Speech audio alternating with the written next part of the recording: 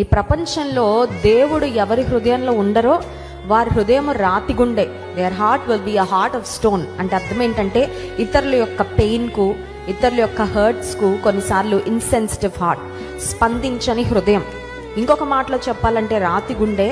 దేవుని మాటకు కూడా స్పందించని ప్రేమమయుడైన దేవుడు ప్రేమతో ఆయన వైపు పిలుస్తుండగా ఆయన ప్రేమను అర్థం చేసుకోలేని హృదయము, దేవుని ప్రేమకు స్పందించలేని హృదయము, యేసుక్రీస్తు ప్రభు మన కొరకు శిలువ మీద చేసిన ఆ ప్రాణ త్యాగాన్ని, ఆయన ప్రేమ యొక్క విలువను అర్థం చేసుకోలేని హృదయము రాతి గుండె. కానీ దేవుడిస్తున్న వాగ్దానం ఏంటంటే రాతి గుండెను తొలగించి మాంసపు గుండెను ఇస్తాను అని దేవుడు వాగ్దానం చేస్తున్నాడు. అంటే అర్థం ఏంటంటే మాంసపు గుండె అంటే a heart that is sensitive to God's voice.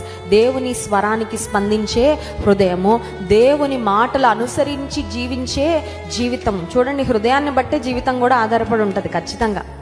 అందుకే వాక్యంలో ఒక మాట ఉంటుంది, మీ హృదయంలో నుండి జీవధారులు ప్రవహిస్తాయి. కాబట్టి అన్నిటికన్నా ముఖ్యంగా మీ హృదయాన్ని కాపాడుకోండి. Heart is the well spring of life అనే మాట ఉంటుందండి ఇంగ్లీష్ బైబిల్లో. హృదయంలో నుండి జీవధారలు ఉబుకుతాయంట. అందుకని హృదయాన్ని చాలా జాగ్రత్తగా కాపాడుకోవాలి.